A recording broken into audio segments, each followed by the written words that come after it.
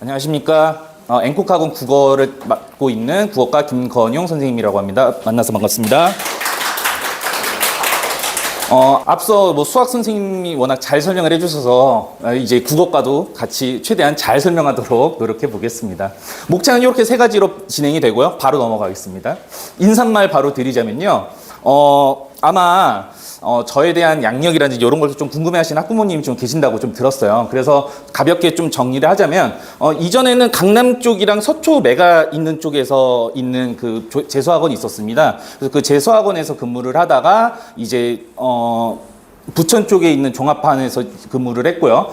그리고 그 중간중간에 이제 EBS 수능 특강하고 수능 완성 검토위원으로도 들어갔었습니다. 그래서 검토단으로 들어가서 실제로 수능 특강이랑 수능 완성이 어떻게 구성이 되고 어떠한 작품들이 나오고 어떻게 이렇게 회의를 거쳐서 출제가 되고 있는가에 대한 출제 원리라든지 이런 것들을 잘 알고 있는 사람이고요. 그리고 꽁틀이라고 하는 국어 자습서가 있습니다. 그 국어 문제집 출판사가 있는데 거기에 검토진으로도 많이 들어갔고요. 그리고 아마 이 마지막 경력이 아마 어머님들이랑 아버님들, 학부모님들한테 굉장히 눈에 들어올 경력일 것 같은데요. 요 앞에 있는 강북세일학원 있죠? 요 강북세일학원에서 2018년부터 근무를 했었습니다. 그래서 2018년부터 근무를 해서 2022년 중반까지 근무를 했었는데 좀 쉬었다가 앵콕학원에 취직을 하게 돼서 작년 11월부터 근무를 하기 시작을 했다. 이렇게 보시면 될 것 같습니다. 그래서 강북세일학원에서도 맨 첫 번째 맡았던 학원 신일고등학교였었고요. 그래서 신일고등학교에 대한 정보들도 앵콕학원 자체 근무 경력은 짧지만 이 근방에서 5년 이상 근무를 했기 때문에 저도 어느 정도는 잘 알고 있다라고 말씀드릴 수 있을 것 같아요. 그래서 그냥 인증샷이라고 보시면 되고요. 왼쪽 같은 경우는 수능 특강에서 제가 들어갔을 때 이제 검토진으로 들어갔었던 내용을 말씀드리는 거고요. 이 중앙 같은 경우는 수능 완성 검토진으로 했을 때 들어갔던 거고요. 요거는 이제 강북세일학원에서 이제 교직원증인데요. 사실 스티커 때문에 잘 안 보이지만 여기 밑에 보면 세일학원이라고 아주 조그맣게 적혀져 있습니다. 학생들이 이제 스티커를 붙여놓으면 애들이 자기 것도 붙여주세요 하면서 막 붙이다 보니까 요런 모습이 됐는데 사실은 이제 강북세일학원에서 근무했다라는 것을 어느 정도 말씀드리려고 사진을 해놓은 것이다라고 말씀드릴 수 있습니다. 바로 내신 분석 들어가죠. 내신 분석을 하게 되면 이제 글들이 이렇게 나와 있습니다. 이런 글들의 출처들이 어떻게 되냐? 교과서가 아닙니다. 교과서가 아니고 어디냐면 수능 특강. 고등학교 3학년들이 푸는 문제들이죠. 그렇죠? 수능 특강 지문이 나온다든지 아니면 당해 3월 모의고사와 그거와 관련 있는 고등학교 3학년 모의고사 지문을 섞어 놓습니다. 그러면 이 지문의 난이도는 고등학교 1학년 애들이 만약에 제대로 공부가 안 돼 있으시 쉬울 것이다, 어려울 것이다. 굉장히 어려울 것이다. 게다가 이런 것들은 학교에서 제공하는 프린트가 워낙 많기 때문에 이 프린트에서 출제가 엄청 많이 된다고 얘기를 합니다. 그래서 프린트에 대한 독해가 전혀 되지 않는다고 한다면 신일고등학교에서 고득점은 굉장히 어려울 것이다. 그 다음 요 지문이라든지 이런 문제 스타일은 모의고사에서 출제된 바가 있습니다. 그래서 문법에서는 이전에 출제된 모의고사 지문을 가지고 출제를 해서 모의고사 형식을 표방하고 있다. 그리고 모의고사 기출변형 문제가 다수여서 정확한 공부가 안 돼 있으시 고득점 받기가 어렵다. 그냥 단순하게 예를 들면 이 근방학교인 용문고등학교를 예를 들어보자면 문법 중에 가장 쉬운 문제 중 하나가 이제 자음체기표라고 해가지고 어떤 표가 있고요. 거기 빈칸 채워져 있고 그것들에 들어가는 걸로 적절한 것 같은 문제가 출제가 되는데 용문고등학교 같은 경우는 거기서만 한 3-4문제 냅니다. 그 이유는 뭐냐? 남자애들의 특성상 외워야 되는 것들도 요런 느낌이구나 하고 그냥 훑고 들어간다는 거죠. 그러다 보니까 제대로 암기를 안 하고 들어가다 보니 그 문제로도 변별이 갈리는데 신일고등학교는 전혀 그렇지 않다. 개념을 확실하게 잡고 있더라도 모의고사, 특히 고등학교 3학년 모의고사 기출변형을 자주 시키는데 그 기출변형된 문제를 해야 되기 때문에 정확한 공부가 안 됐을 시 낭패를 볼 가능성이 굉장히 높다.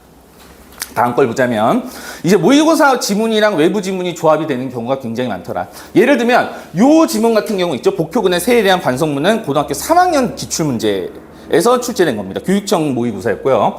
요 백석의 여승하고 엄마 국정은 고등학교 1학년 모의고사에서 출제된 바가 있습니다. 그래서 고등학교 3학년 기출과 고등학교 1학년 기출이 섞여서 나온 외부 지문의 조합입니다. 그러면 어렵다 생각이 들겠죠. 그나마 이게 쉬운 겁니다.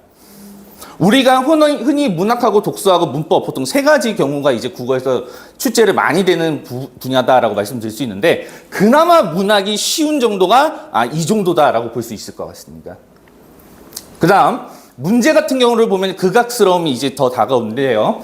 보통 이렇게 보기 박스가 있고 여러 개를 고르는 걸 저희가 합답형이라고 부르죠.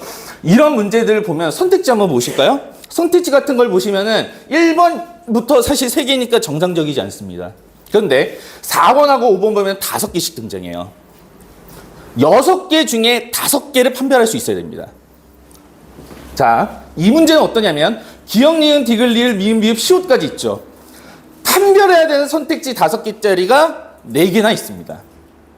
그럼 학생들이 이러한 문제 유형을 봤을 때 내용을 보시면 전부 다 뭐 임에 대한 지속적인 감정이 담겨있다, 직유법이다, 행동적 용어다라고 하면서 구체적인 개념으로 묻고 있으면서 내용에 대한 이해까지 연결이 돼야 된다. 다시 말하면 외부 지문이 출제된다고 하는 앞에 있는 경향과 더불어서 생각을 해보자고 한다면 외부 지문에 대한 독해력도 있어야 되면서 개념어에 대한 공부도 돼 있어야 되면서 학교에 대한 지문도 이해가 돼 있어야 되고 프린트 공부도 돼 있어야만 국어에서 좋은 점수를 받을 수 있을 것이다.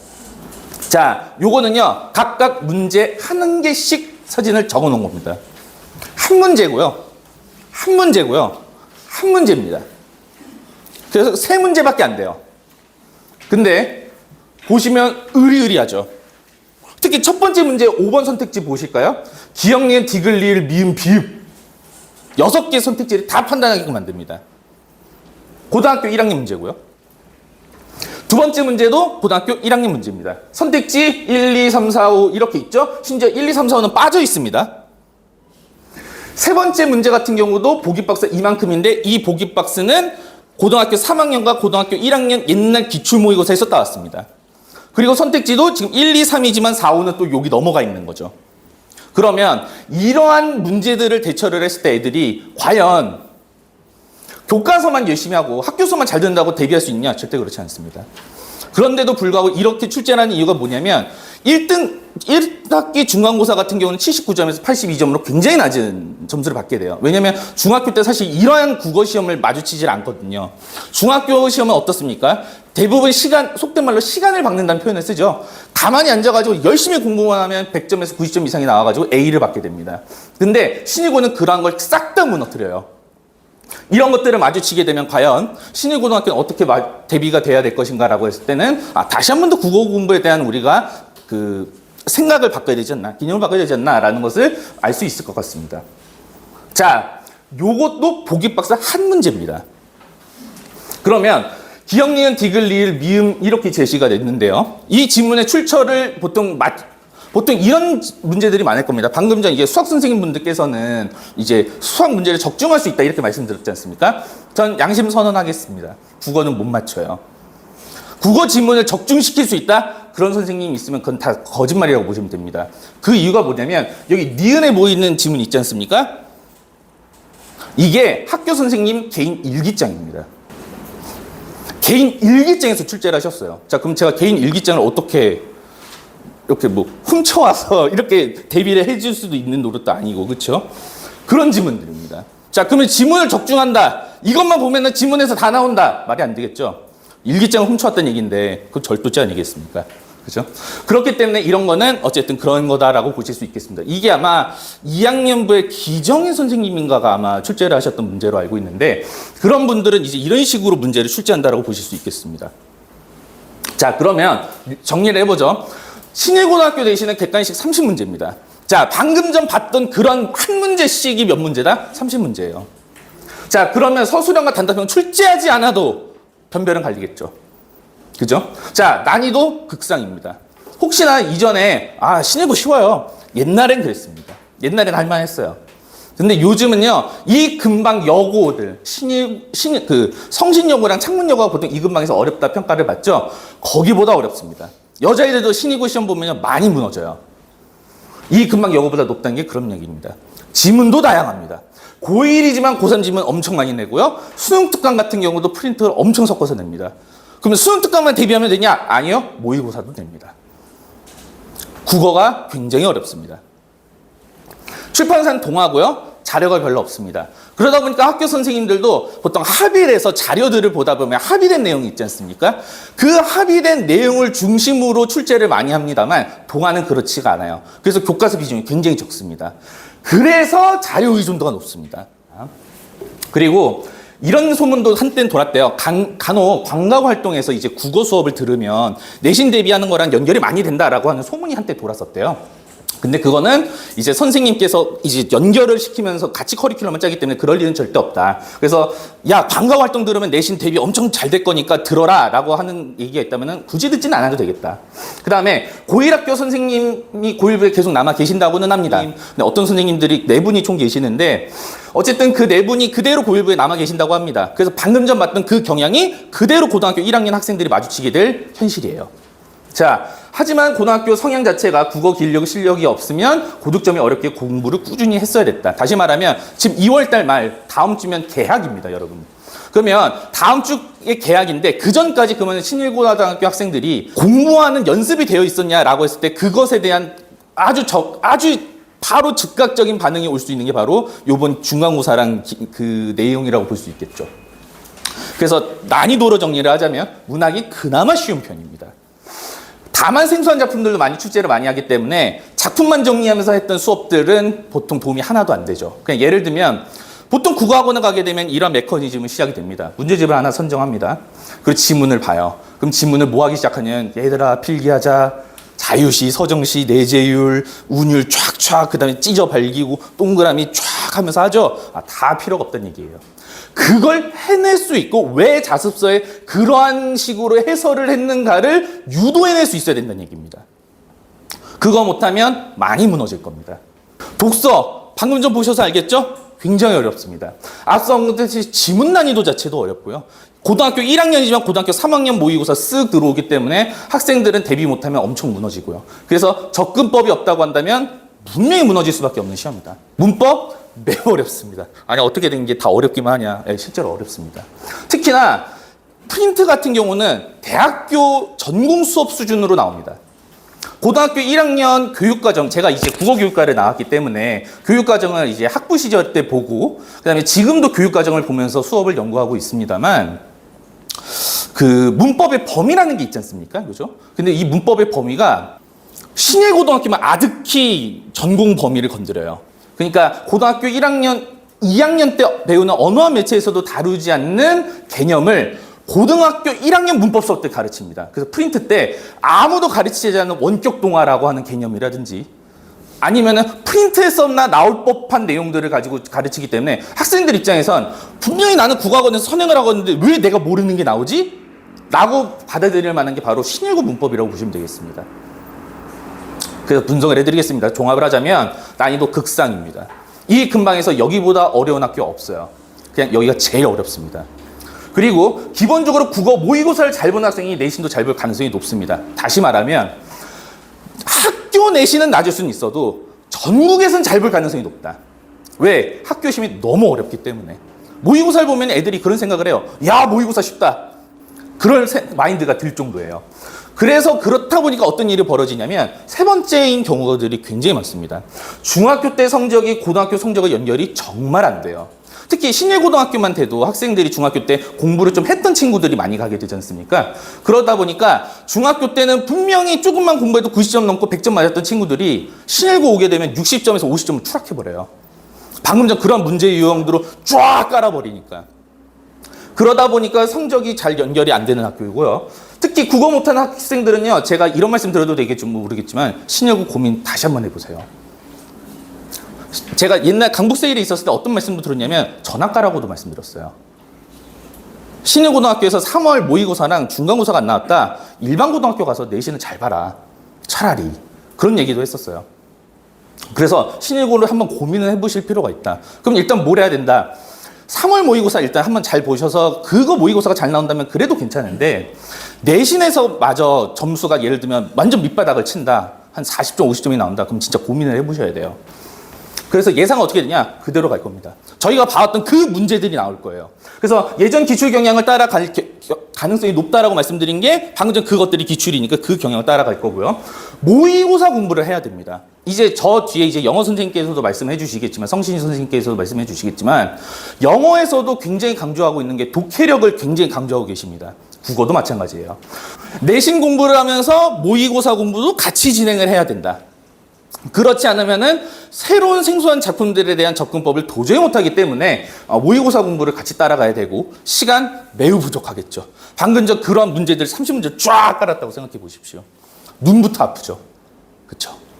그럼 어떤 학생이 잘 볼 것이냐? 방학 동안에 나름의 접근법을 만드는 학생이 성공할 겁니다. 저희 학원 같은 경우는 기본반과 응용반에서 11월부터 시작했던 친구와 그 다음에 이제 1월 때부터 시작했던 친구들은 사실 저랑 같이 공부한 친구들 접근법을 다 배웠습니다. 그래서 실제로 고등학교 1학년 모의고사뿐만 아니라 고등학교 3학년 모의고사 접근에도 애들이 어느 정도 맞춰요.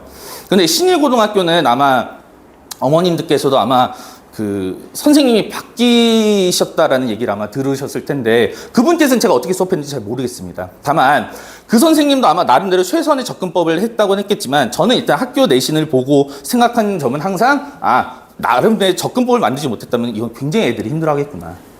두 번째, 중학교 때 시험을 보면서 시험에 대한 익숙함이 있어야 되는 친구다. 특히 중학교 때 시험 안 보는 학교들 굉장히 많죠. 그런 친구들은 조금 헤맬 가능성이 높겠다. 그 다음에 국어적 감이 있는 학생이고요. 학교 프린트에 대한 대비가 확실히 돼 있는 학생. 그 다음 당연하지만 매일매일 공부하는 학생. 당연하겠죠. 그렇죠? 그래서 이러한 국어적인 경향은 2학년 때까지 유지됩니다. 그러면 1학년 때 국어 공부가 제대로 안 돼 있으면 고등학교 2학년 가서도 내신은 무너질 가능성이 높겠다. 근데 문제는 이겁니다. 문제는 뭐냐면 애들이 적응을 끝내버려요. 그래서 어떻게 되냐면 1등급이 79점인데 나중에 93점까지도 올라요. 그러한 괴랄한 지문들, 엄청난 지문들을 애들이 적응해버립니다. 만약에 일반 고등학교였다면은 방금 전 저희가 봐왔던 그런 문제들 중에 한 3문제만 나와도 애들이 이거 망했다. 학교 망한 것 같다. 라고 하는 건데 신일고등학교 그런 문제들이 쫙 깔려있음에도 불구하고 93점. 그래서 앞서 말씀드렸듯이 국어 감이나 국어를 못한다고 하면 진짜 한번 고민해 보시라고 말씀드렸던 게 그랬던 내용입니다. 그래서 고1 때 기초를 제대로 닦지 못한다고 한다면 내신은 계속 그를 수 있고요. 입시 전체가 글러질 수도 있는 상황까지도 갈 수 있을 것이다. 그래서 중학교 때 고등학교 되면 많이 떨어진다는 말씀은 앞에서도 드렸고요. 이때 중요한 건 부모님의 역할입니다. 보통 이런 경우들이 많아요. 제가 이제 3월 모의고사가 중간고사 끝나고 보통 이런 말씀을 많이 듣는데 상담을 하게 되면 아니 저희 아들은 중학교 때 국어 잘했다고. 시험 보면 90점, 100점 탁탁 나왔고, 시험, 국어에서 어려움을 겪은 적이 단 한 번도 없었는데, 왜 신일고등학교 가서 학원을 다녔더니 점수가 떨어지냐. 물론 강북세일이 있었을 때입니다만. 그래서 제가 그렇게 말씀드렸습니다. 그게 정상이라고. 어머니께서 시험지 보시면 바로 공감을 하실 수 있을 거라고. 그래서 어머니께 그래서 가끔 시험지 이렇게 방금 전 문제 유형들 이렇게 몇 개 보내드려요. 그럼 바로 납득하십니다. 그래서군요. 하면서 바로 납득하십니다. 그때 중요한 건 뭐냐면 어머니께서 격려를 해주셔야 됩니다. 사실 학업적 스트레스는 저희 학원 측에서 많이 주죠. 원장님께서 말씀하셨지만 정신적으로 공격한다. 그건 모든 선생님들이 다 마찬가지거든요. 그러니까 학원에서도 학생들을 저희가 멘탈적으로 이렇게 주업했는데 집에서도 또 이렇게 주업하면 애들은 진짜 기댈 데가 없는 거예요. 그럼 무슨 일이 벌어지면 원서 상담도 맘대로 하게 돼요. 원서도 맘대로 쓰고요. 학부모님과 대화를 안 합니다. 그런 경우는 그렇지 말고 힘든 건 다 학원에 그냥 전가해 버려라. 그러고 싶네요. 그렇게 말씀드린 게 어머님들도 많이 편해요. 아버님이랑. 그래서 등급 석차도 중요하다라는 점, 그다음에 매일 공부할 수 있는 습관과 효과이 무엇보다 중요하다는 거. 그래서 제가 개인적으로 저희 반에서는 어떤 걸 하냐면 3스트라이크 제도를 합니다.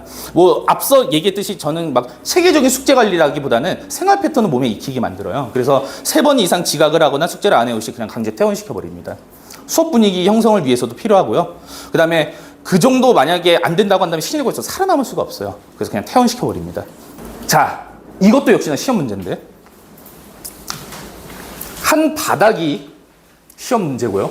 이게 또 한 문제입니다. 이게 시험지 한 바닥입니다. 고등학교 1학년입니다. 고등학교 2학년 때 마주칠 문제입니다. 이거 고등학교 2학년 때 마주치는 문제입니다. 한 문제예요. 그러면 이러한 문제를 대비하는 고등학교 1학년 때 문제랑 굉장히 생긴 게 유사하죠. 그냥 그러한 경향은 계속 유지되는데 이러한 걸 읽어낼 수 있는 방향으로 우리가 공부 목표 설정을 해야 될 것이다. 그래서 커리큘럼에 목표 설정 이렇게 될 것입니다. 모의고사 대비가 곧 내신 대비가 될 것이다. 그러면 문법은 어떻게 되냐면 당연히 개념은 학습을 해야겠죠. 하지만 심화된 내용도 필요하고요. 문학에서는 접근법과 더불어 개념에 대한 학습 이해가 돼서 적용하는 연습이 돼야 될 것이다. 작품에 대한 깊은 이해보다는 어떻게 이거를 바라보고 읽어낼 수 있으면 어떻게 이 개념어를 판단해야 될 것이냐가 중요할 것이고요. 마지막은 어떻게 독서를 읽어낼 것이고 그에 대한 독해력을 기르는 방향으로 국어를 공부를 커리큘럼을 잡아야겠죠. 그래서 이렇게 잡을 겁니다. 시험 기간이 아닌 경우, 그냥 내신이 아닐 때는 교재를 3가지 있을 겁니다.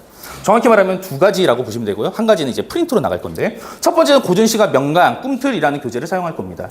이거는 저희 고등학교 1학년 국어에서는 공통적으로 사용하는 교재입니다. 다른 학교도 마찬가지로 사용하고 있고요. 그럼 이걸 통해서 저는 어떤 걸 수업을 할 거냐면, 작품을 공부하는 것이 아니라 이 작품을 읽어내기 위해서 어떻게 봐야 되지? 이거를 접근할 겁니다. 그리고 문제의 선택지를 보면 이거 지금 이러한 내용이니까 이건 이렇게 판단을 해야겠지 라는 식으로 접근을 할 거지, 작품에 대한 세부 분석은 차후다라고 생각하시면 될 것 같습니다. 밑에 보면 고급 문법이라고 돼 있죠? 문법은 내용이 모의고사 문제랑 내신 문제가 섞여 있습니다. 공부하면서 역시나 연습할 수 있겠죠. 마지막은 수능 특강 독서 지문인데, 앞서 말씀드렸듯이 지문이 랜덤하게 섞여 있다. 알 수가 없다. 그러면 기왕이면 어려운 지문을 연습하면서 하는 게 좋지 않겠나. 그래서 수능 특강 지문이고요. 혹시나 저희가 이걸 연습한 것에 얻어 걸릴 수도 있지 않습니까? 그죠? 그래가지고 수능 특강 지문을 저희가 임의로 추출을 해서 학생들에게 나눠주면서 공부시킬 예정입니다. 역시나 지문의 내용에 대한 이해가 중요한 것도 있겠습니다만, 어떻게 읽어야 될 것인가에 대한 논의를 할 것이 이 수업의 포인트라고 보시면 될 것 같아요. 내시 기간 때는 당연히 동화 자습서를 안 쓸 수는 없습니다. 자습서랑 학교 프린트 위주로 나갈 것이다. 그렇게 진행이 되는 게 바로 국어와 관련된 내용이라고 보시면 되겠습니다. 사실 저도 이 국어 설명회를 하면서 마음이 무겁습니다. 신일고등학교는. 좀 긍정적인 메시지를 많이 드리고 싶은데 긍정적인 메시지가 잘 나오지 않는 학교 시험이에요. 그래서 행여 이제 조금 4월에서 5월 초쯤에 이제 저희가 중간고사를 보지 않습니까? 그 중간고사 결과에 대해서 철저하게 피드백을 하시고, 그래서 그거에서 앞으로 입시를 어떻게 진행할 것인지 한번 가족끼리 잘 논의해 보시고 그렇게 하는 게 있었으면 좋겠다라는 게 제 개인적인 바람입니다. 이상으로 국어과 마치고요. 혹시 질문하실 거 있으십니까? 네, 혹시나 있으시면 학원 측으로 연락 주시고요. 아마 그 안에 보시면 유인물로 아마 저와 관련된 설명이 좀 있을 거예요. 그래서 궁금하신 거 있으면 그쪽 읽어보시면 될 것 같고요. 이상으로 국어과 마치고요. 감사합니다.